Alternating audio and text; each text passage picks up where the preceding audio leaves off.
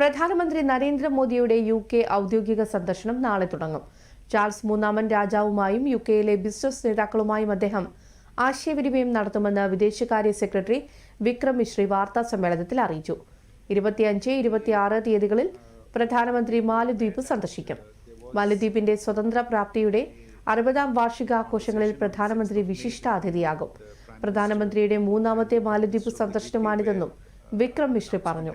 The two sides had concluded negotiations on a free trade agreement and other issues.